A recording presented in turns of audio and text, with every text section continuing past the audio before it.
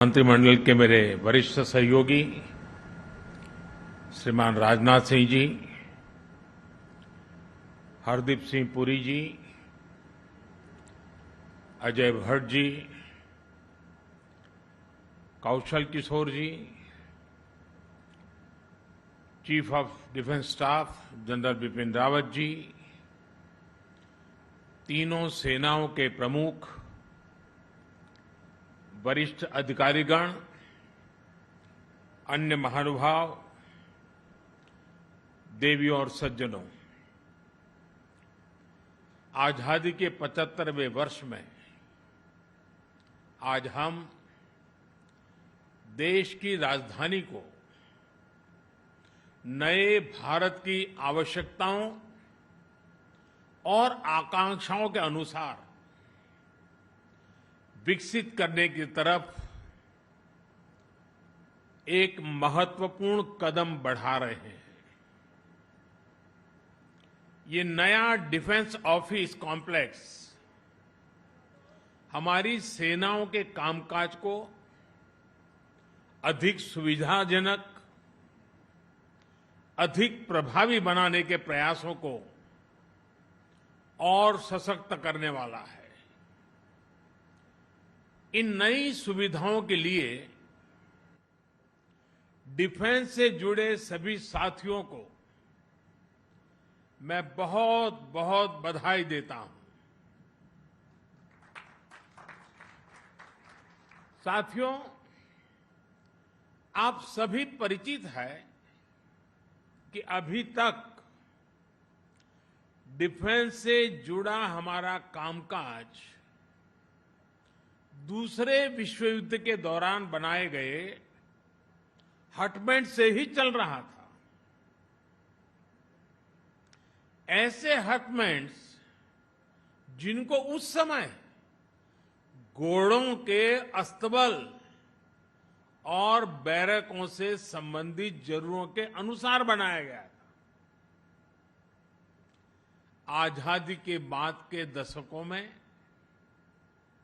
इनको रक्षा मंत्रालय, थल सेना, नौसेना और वायुसेना के दफ्तरों के रूप में विकसित करने के लिए समय समय पर हल्की फुल्की मरम्मत हो जाती थी। कोई ऊपर के अधिकारी आने वाले तो थोड़ा पेंटिंग हो जाता था और ऐसे ही चलता रहा। इसकी जब बारीकियों के मैंने देखा तो मेरे मन में पहला विचार यह आया कि ऐसी बुरी अवस्था में हमारे इतने प्रमुख सेना के लोग देश की रक्षा के लिए काम करते हैं, इसकी इस हालत के संबंध में हमारे दिल्ली के मीडिया ने कभी क्यों लिखा क्यों नहीं, ये मेरे मन में होता था। वरना ये ऐसी जगह थी कि जरूर कोई इनको आलोचना करता कि भारत सरकार क्या कर रही है, लेकिन पता नहीं किसी ने इस पर ध्यान नहीं दिया। इन हटबैंड्स में आने वाली परेशानियों को भी आप लोग भलीभांति जानते हैं। आज जब 21वीं सदी के भारत की सैन्य ताकत को हम हर लिहाज से आधुनिक बनाने में जुटे हैं, एक से एक आधुनिक हथियारों से लैस करने में जुटे हैं, बॉर्डर इंफ्रास्ट्रक्चर को आधुनिक बनाया जा रहा है, चीफ ऑफ डिफेंस स्टाफ के माध्यम से सेनाओं का कोऑर्डिनेशन बेहतर हो रहा है, सेना की जरूरत की प्रोक्योरमेंट जो सालों साल चलती थी वो तेज हुई है, तब देश की रक्षा सुरक्षा से जुड़ा कामकाज दशकों पुराने हटबैंड से हो, ये कैसे संभव हो सकता है। और इसलिए इन स्थितियों को बदलना भी बहुत जरूरी था। और मैं ये भी बताना चाहूंगा कि जो लोग सेंट्रल विस्टा के प्रोजेक्ट के पीछे डंडा लेकर के पड़े थे, वे बड़ी चतुराई से, बड़ी चालाकी से सेंट्रल विस्टा प्रोजेक्ट का ये भी एक हिस्सा है। 7,000 से अधिक सेना के अफसर जहां काम करते हैं, वो व्यवस्था विकसित हो रही है, इस पर बिल्कुल चुप रहते थे, क्योंकि उनको मालूम था कि जो भ्रम फैलाने का इरादा, झूठ फैलाने का इरादा है, जैसे ही इस बात की सामने आएगा तो फिर उनकी सारी गपबाजी चल नहीं पाएगी। लेकिन आज देश देख रहा है कि सेंट्रल विस्टा के पीछे हम कर क्या रहे हैं।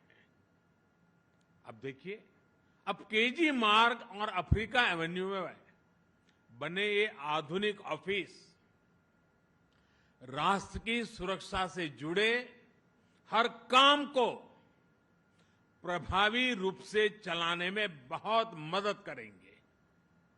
राजधानी में आधुनिक डिफेंस एन्क्लेव के निर्माण की तरफ ये बड़ा और महत्वपूर्ण स्टेप है। दोनों परिसरों में हमारे जवानों और कर्मचारियों के लिए हर जरूरी सुविधा दी गई है। और मैं आज देशवासियों के सामने मेरे मन में जो मंथन चल रहा था, उसका भी जिक्र करना चाहता हूं। 2014 में आपने मुझे सेवा करने का सौभाग्य दिया, और तब भी मुझे लगता था कि ये सरकारी दफ्तरों के हाल ठीक नहीं है, संसद भवन के हाल ठीक नहीं है। और 2014 में आकर के ही मैं पहला ये काम कर सकता था, लेकिन मैंने वो रास्ता नहीं चुना। मैंने सबसे पहले भारत की आन बान शान, भारत के लिए जीने वाले, भारत के लिए जूझने वाले हमारे देश के वीर जवान जो मातृभूमि के लिए शहीद हो गए, उनका स्मारक बनाना सबसे पहले तय किया। और आज जो काम आजादी के तुरंत बाद होना चाहिए था, वो काम 2014 के बाद प्रारंभ हुआ। और उस काम को पूर्ण करने के बाद हमने हमारे दफ्तरों को ठीक करने के लिए सेंट्रल विस्टा का काम उठाया। सबसे पहले हमने याद किया मेरे देश के वीर शहीदों को, वीर जवानों को। साथियों, ये जो निर्माण कार्य हुआ है, कामकाज के साथ साथ यहां आवासीय परिसर भी बनाए गए हैं। जो जवान 24/7 महत्वपूर्ण सुरक्षा कार्यों में लगे रहते हैं, उनके लिए जरूरी आवास, किचन, मेस, इलाज से जुड़ी आधुनिक सुविधाएं, इन सब का भी निर्माण किया गया है। देश भर से जो हजारों रिटायर्ड सैनिक अपने पुराने सरकारी कामकाज के लिए यहां आते हैं, उनको भी अब उनके उम्र के एक स्थिति पर वो पहुंचे हैं, उनका भी विशेष ख्याल रखना, उनको ज्यादा परेशानी ना हो, इसके लिए भी उचित कनेक्टिविटी का यहां ध्यान रखा गया है। एक अच्छी बात यह भी है, जो बिल्डिंगें बनी हैं वो इको फ्रेंडली है, और राजधानी के भवनों का जो पुरातन रंग रूप है, जो उसकी एक पहचान है, उसको बरकरार रखा गया है, उसको बनाए रखा गया है। भारत के कलाकारों की आकर्षक कलाकृतियों को, आत्मनिर्भर भारत के प्रतीकों को यहां के परिसरों में स्थान दिया गया है। यानी दिल्ली की जीवंतता और यहां के पर्यावरण को सुरक्षित रखते हुए हमारी सांस्कृतिक विविधता का आधुनिक स्वरूप यहां हर कोई अनुभव करेगा। साथियों, दिल्ली को भारत की राजधानी बने 100 वर्ष से अधिक का समय हो गया है। 100 वर्ष से अधिक के इस कालखंड में यहां की आबादी और अन्य परिस्थितियों में बहुत बड़ा अंतर आ चुका है। जब हम राजधानी की बात करते हैं तो वो सिर्फ एक शहर नहीं होता है। किसी भी देश की राजधानी उस देश की सोच, उस देश के संकल्प, उस देश का सामर्थ्य और उस देश की संस्कृति के प्रतीक होती है। भारत तो लोकतंत्र की जननी है, इसलिए भारत की राजधानी ऐसी होनी चाहिए जिसके केंद्र में लोक हो, जनता जनार्दन हो। आज जब हम ईज ऑफ लिविंग और ईज ऑफ डूइंग बिजनेस इस पर फोकस कर रहे हैं तो इसमें आधुनिक इंफ्रास्ट्रक्चर की भी उतनी ही बड़ी भूमिका है। सेंट्रल विस्टा से जुड़ा जो काम आज हो रहा है उसके मूल में यही भावना है।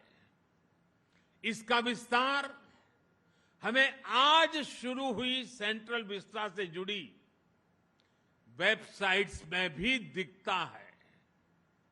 साथियों, राजधानी की आकांक्षाओं के अनुरूप दिल्ली में नए निर्माण पर बीते वर्षों में बहुत जोर दिया गया है। देश भर से चुनकर आए जनप्रतिनिधियों के लिए नए आवास हो, अंबेडकर जी की स्मृतियों को संजोने के प्रयास हो, अनेक नए भवन हो जिन पर लगातार काम किया गया है। हमारी सेना, हमारे शहीदों, हमारे बलिदानियों के सम्मान और सुविधा से जुड़े राष्ट्रीय स्मारक भी इसमें शामिल है। इतने दशकों बाद सेना, अर्धसैनिक बलों और पुलिस बल के शहीदों के लिए राष्ट्रीय स्मारक आज दिल्ली का गौरव बढ़ा रहा है। और इनकी एक बहुत बड़ी विशेषता ये रही है कि इनमें से अधिकतर तय समय से पहले पूरे किए गए हैं। वरना सरकारों की पहचान यही है, होती है, चलती है, कोई बात नहीं, 4-6 महीना तो देर स्वाभाविक है। हमने एक नया वर्क कल्चर सरकार में लाने का ईमानदारी से प्रयास किया है ताकि देश की संपत्ति बर्बाद न हो, समय सीमा में काम हो, निर्धारित खर्च से भी कुछ कम खर्च में क्यों न हो, और प्रोफेशनलिज्म हो, एफिशिएंसी हो, इन सारी बातों पर हम बल दे रहे हैं। ये सोच, ये अप्रोच में आई एफिशिएंसी का एक बहुत बड़ा उदाहरण आज यहां प्रस्तुत है। डिफेंस ऑफिस कॉम्प्लेक्स का भी जो काम 24 महीने में पूरा होना था, वो सिर्फ 12 महीने के रिकॉर्ड समय में कंप्लीट किया गया। यानी 50% समय बचा लिया गया। वो भी उस समय जब कोरोना से बनी परिस्थितियों में लेबर से लेकर लॉकडाउन, दिखना, फलाना, न जाने कितनी सारी कठिनाइयों से बीच हम गुजरे हैं। इन तमाम प्रकार की चुनौतियां सामने थी, कोरोना काल में सैकड़ों श्रमिकों को इस प्रोजेक्ट में रोजगार मिला है। इस निर्माण कार्य से जुड़े सभी श्रमिक साथी, सभी इंजीनियर, सभी कर्मचारी, अधिकारी, ये सब के सब इस समय सीमा में निर्माण के लिए तो अभिनंदन के अधिकारी है, लेकिन साथ साथ कोरोना का इतना भयानक जब खौफ था, जीवन और मृत्यु के बीच में सवालिया निशान थे, उस समय भी राष्ट्र निर्माण के इस पवित्र कार्य में जिन जिन लोगों ने योगदान किया है, पूरा देश उनको बधाई देता है, पूरा देश उनका अभिनंदन करता है। ये दिखाता है कि जब नीति और नीयत साफ हो, इच्छा शक्ति प्रबल हो और प्रयास ईमानदार हो, तो कुछ भी असंभव नहीं होता है, सब कुछ संभव होता है। मुझे विश्वास है देश की नई पार्लियामेंट बिल्डिंग का निर्माण भी, जैसे हरदीप जी अभी बड़े विश्वास के साथ बता रहे थे, तय समय सीमा के भीतर ही पूरा होगा। साथियों, आज कंस्ट्रक्शन में जो तेजी दिख रही है, उसमें नई कंस्ट्रक्शन टेक्नोलॉजी की भी बड़ी भूमिका है। डिफेंस ऑफिस कॉम्प्लेक्स में भी पारंपरिक आरसीसी निर्माण के बजाय लाइट गेज स्टील फ्रेम तकनीक का उपयोग किया गया है। नई तकनीक के चलते ये भवन आग और दूसरी प्राकृतिक आपदाओं से अधिक सुरक्षित है। इन नए परिसरों के बनने से दर्जनों एकड़ में फैले पुराने हटमेंट्स के रखरखाव में जो खर्च हर वर्ष करना पड़ता था, उसकी भी बचत होगी। मुझे खुशी है कि आज दिल्ली ही नहीं, बल्कि देश के अन्य शहरों में भी स्मार्ट सुविधाएं विकसित करने, गरीबों को पक्के घर देने के लिए आधुनिक कंस्ट्रक्शन टेक्नोलॉजी पर फोकस किया जा रहा है। देश के 6 शहरों में चल रहा लाइट हाउस प्रोजेक्ट इस दिशा में एक बहुत बड़ा प्रयोग है। इस सेक्टर में नए स्टार्टअप्स को प्रोत्साहित किया जा रहा है। जिस स्पीड और जिस स्केल पर हमें अपने अर्बन सेंटर्स को ट्रांसफॉर्म कर रहा है, वो नई टेक्नोलॉजी के व्यापक उपयोग से ही संभव है। साथियों, ये जो डिफेंस ऑफिस कॉम्प्लेक्स बनाए गए हैं, ये वर्क कल्चर में आए एक और बदलाव और सरकार की प्राथमिकता का प्रतिबिंब है।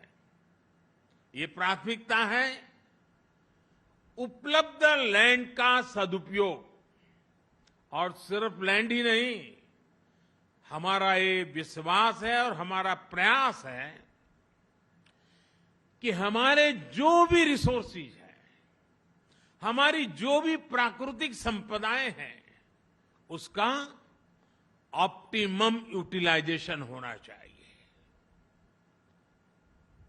अनाप शनाप ऐसी संपदा की बर्बादी अब देश के लिए उचित नहीं है, और इसी सोच के परिणाम स्वरूप सरकार के अलग अलग डिपार्टमेंट के पास जो जमीनें हैं, उनके प्रॉपर और ऑप्टिमम यूटिलाइजेशन पर परफेक्ट प्लानिंग के साथ आगे बढ़ने पर बल दिया जा रहा है। ये जो नए परिसर बनाए गए हैं, वो लगभग 13 एकड़ भूमि में बने हैं। देशवासी आज जब ये सुनेंगे, जो लोग दिन रात हमारे हर काम की आलोचना करते हैं, उनको जरा उनका चेहरा सामने रख करके इन चीजों को सुने देशवासी। दिल्ली जैसे इतने महत्वपूर्ण जगह पर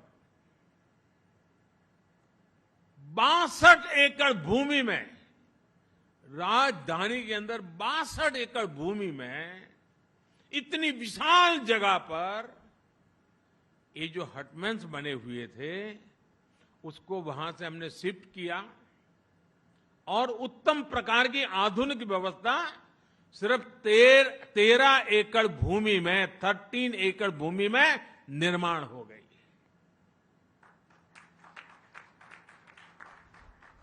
देश की संपत्ति का कितना बड़ा सदुपयोग होगा। यानी इतनी बड़ी और आधुनिक सुविधाओं के लिए पहले के मुकाबले लगभग 5 गुना कम भूमि का उपयोग हुआ है। साथियों, आजादी के अमृतकाल यानी आने वाले 25 सालों में नए आत्मनिर्भर भारत के निर्माण का ये मिशन सबके प्रयास से ही संभव है। सरकारी व्यवस्था की प्रोडक्टिविटी और एफिशिएंसी बढ़ाने का जो बीड़ा आज देश ने उठाया है, यहां बन रहे नए भवन उस सपनों को सपोर्ट कर रहे हैं, उस संकल्प को साकार करने का विश्वास जगा रहे हैं। कॉमन केंद्रीय सचिवालय हो, कनेक्टेड कॉन्फ्रेंस हॉल हो, मेट्रो जैसे पब्लिक ट्रांसपोर्ट से सुलभ कनेक्टिविटी हो, ये सब कुछ राजधानी को पीपल फ्रेंडली बनाने में भी बहुत मदद करेंगे। हम सभी अपने लक्ष्यों को तेजी से प्राप्त करें, इसी कामना के साथ मैं फिर एक बार आप सबको बहुत बहुत शुभकामनाएं देता हूं। बहुत बहुत धन्यवाद।